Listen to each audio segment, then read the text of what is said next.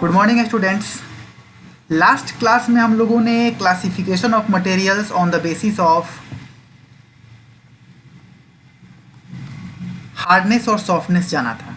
ठीक है कि कुछ मटेरियल्स जो होते हैं वो हार्ड होते हैं, कुछ मटेरियल्स सॉफ्ट होते हैं, उनकी बेसिस पे यहाँ पे उसको क्लासिफाई किया गया था। आज की वीडियो में हम लोग जानेंगे classification on the basis of solubility in water. इसका कुछ हिंट मैंने पिछले वीडियो में दे दिया था। आज हम लोग इसके बारे में डिटेल्स में पढ़ेंगे। तो कुछ ऐसे मटेरियल्स होते हैं जो वाटर में डिज़ोल्व हो जाते हैं, कुछ डिज़ोल्व नहीं होते हैं, जैसे साल्ट, शुगर, ये सब वाटर में डिज़ोल्व हो जाते हैं। It means they are soluble in water. और कुछ ऐसे मटेरियल्स हैं जो वाटर में सॉल्युबल नहीं होते हैं, जैसे सैंड, आटा, ये चीज़ें जो है वाटर में सॉल्युबल नहीं होते हैं, they are insoluble in water. तो इन सभी को वाटर इनसॉल्युबिलिटी और सॉल्युबिलिटी के अकॉर्डिंग क्लासिफाई किया जाएगा। तो ऐसे क्लासिफाई होंगे कि सैंड जो है वो वाटर में इनसॉल्युबल है, आटा इनसॉल्युबल है, जो बड़े बड़े रॉक्स हैं वो इनसॉल्युबल हैं, साल्ट सॉल्युबल है, शुगर सॉल्युबल है। इस बेसिस पे यहाँ पे क्लासिफिकेशन होगा। यहाँ पे एक एक्टिविटी भी दी गई है चेक करने के लिए। एक्टिविटी को मैं अपने लैंग्वेज में समझा देता हूँ। आप लोग क्या कीजिएगा कि 2 ग्लास लीजिएगा, दोनों में इक्वल अमाउंट में पानी डाल दीजिएगा। एक में एक चम्मच, आधा चम्मच सॉल्ट, आधा चम्मच साल्ट डाल सॉरी एक में आधा चम्मच साल्ट डाल दीजिएगा, एक में आधा चम्मच कहीं से सैंड ला करके डाल दीजिएगा और दोनों को दोनों हाथों से ऐसे मिक्स कीजिएगा। 5 मिनट बाद देखिएगा कि आपको सॉल्ट दिख रहा है क्या और इधर सैंड दिख रहा है क्या। तो आप लोग देखेंगे कि सॉल्ट गायब हो चुका है, लेकिन सैंड घूम रहा है लेकिन दिख रहा है, घुला नहीं है। इट मीन्स कि जो साल्ट है वो सॉल्युबल है, जो सैंड है वो इनसॉल्युबल है। ठीक है, वही एक्टिविटी यहाँ पे। अब यहाँ पे नेक्स्ट जो टॉपिक है वो है, हम लोग डिस्कस करेंगे solubility of gases in water. कुछ गैसेस वाटर में सॉल्युबल होते हैं, कुछ वाटर में सॉल्युबल नहीं होते हैं, जैसे ऑक्सीजन, कार्बन डाइऑक्साइड, ये सभी गैसेस वाटर में सॉल्युबल होते हैं। कैसे?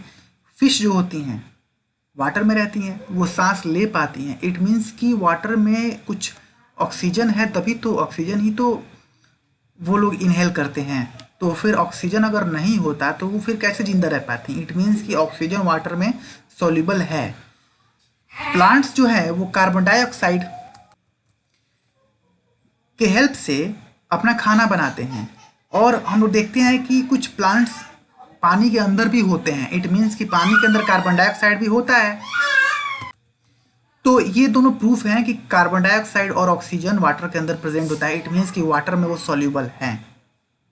और कुछ गैसेस जो वाटर में सॉल्युबल नहीं होते हैं वो है नाइट्रोजन और मीथेन, जो कि वाटर में सॉल्युबल नहीं होते हैं। यहाँ पे कुछ मटेरियल्स दिए गए हैं जो वाटर में सॉल्युबल होते हैं, यहाँ पे कुछ दिए गए हैं जो इनसॉल्युबल होते हैं। तो आप लोग इसको पढ़ लीजिएगा, बहुत ही सिंपल सा टॉपिक है। फिर आते हैं classification of materials on the basis of their heaviness और lightness with respect to water. मतलब वाटर के रिस्पेक्ट में हम लोग यहाँ पे वो भारी है कि हल्का है ऐसे ही नहीं देख लेंगे, उसको वाटर से कंपेयर करेंगे। ठीक है, तो कुछ मटेरियल्स पानी से भारी होते हैं, कुछ हल्के होते हैं। और इसको साइंस में इसको इंडिकेट किया जाता है टर्म से डेंसिटी। मतलब किसी की डेंसिटी ज़्यादा होती है, किसी की डेंसिटी कम होती है। जो मटेरियल जो पानी से भारी होते हैं और कुछ मटेरियल जो पानी से हल्के होते हैं, कैसे हम लोग चेक करेंगे? जो मटेरियल पानी पे तैरता है वो पानी से हल्का होता है, और जो मटेरियल पानी में डूब जाता है वो पानी से भारी होता है।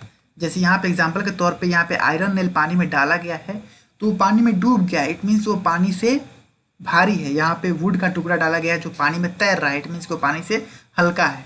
तो क्लासिफाई करने अगर हम चलें तो हल्के वाले में वुड आ जाएगा, भारी वाले में आयरन नेल आ जाएगा। तो ये उस बेसिस पे क्लासिफिकेशन है। कुछ एग्जांपल्स यहाँ पे दिए गए हैं: would, plastic, sawdust, dry lips, ice, oil, mustard oil, coconut oil, kerosene, petrol, ये सब वाटर से हल्के होते हैं।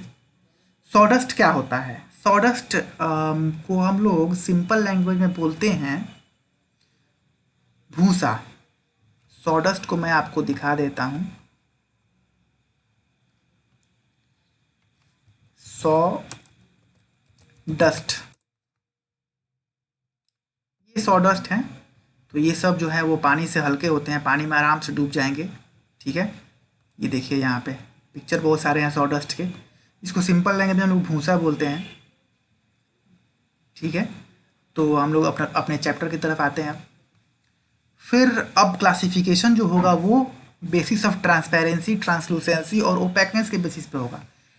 ट्रांसपेरेंट ऑब्जेक्ट वो होते हैं जिनके आसपास आर पार हम लोग क्लियरली देख पाएँ, जैसे air, glass, water.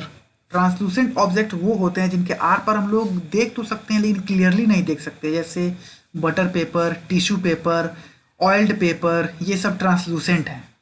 Opaque object वो होते हैं जिनके आर पार हम लोग देख ही नहीं सकते, जैसे दीवार, आपका नोटबुक, आपका बैग, आप खुद। आप अगर कवर करके किसी चीज़ को खड़े हो जाओ तो आपके आर पार थोड़ी ना दिखेगा, तो आप ओपेक हो। तो ये कुछ ओपेक के एग्जांपल्स हैं, जैसे यहाँ पे कुछ ट्रांसपेरेंट के एग्जांपल है, जैसे ग्लास, एयर, वाटर, प्लास्टिक। कुछ प्लास्टिक्स जैसे पॉलीथीन, ग्राउंडनट, अल्कोहल, ये सभी जो हैं वो ट्रांसपेरेंट हैं। कुछ मटेरियल्स ऐसे होते हैं जो ट्रांसलूसेंट होते हैं, जैसे oil paper, tissue paper, muddy water, clouds, ये सब जो है वो ट्रांसलूसेंट होते हैं। ओपेक का एग्जांपल यहाँ पे दिया गया है, कार्डबोर्ड। आप लोग ओपेक के कुछ एग्जांपल्स फाइंड करके हमको सेंड कर दीजिएगा, ये मैं आप पे छोड़ता हूँ। Stone, book, brick, would, cardboard, wall, ये सभी ओपेक हैं, बहुत सारे हैं इस वर्ल्ड में। ठीक है, तो अब हमारा चैप्टर यहीं पे ख़त्म होता है। अब एक्टिविटीज़ दी गई हैं, आप लोग इसको बनाना शुरू कीजिए। वेरी शॉर्ट आंसर से स्टार्ट हुआ है, फिर आगे बढ़ा है। यहाँ पे फिल इन द ब्लैंक्स भी हैं, इसको आप लोग सॉल्व करना स्टार्ट कीजिए। कोई प्रॉब्लम आएगी तो हम कंसल्ट कीजिए। ठीक है, यहाँ तक हायर ऑर्डर का जो आप लोग पूछ रहे थे कि हायर ऑर्डर बनाना है कि नहीं, तो हायर ऑर्डर को बनाइएगा आप लोग, इससे एक्सरसाइज होगी और क्या जाएगा। हायर ऑर्डर को आप लोग बनाइएगा और कोई डाउट हो तो उसको क्लियर कीजिएगा। Okay, thank you very much. और इसको आप लोग बनाना स्टार्ट कीजिए, आपका होमवर्क यही है, इसको बनाए कंप्लीट कीजिए, फिर हम लोग नेक्स्ट चैप्टर की तरफ बढ़ेंगे। ठीक है, तब तक आप लोग इसको बना के हमको दिखाते जाइएगा। Okay, thank you very much.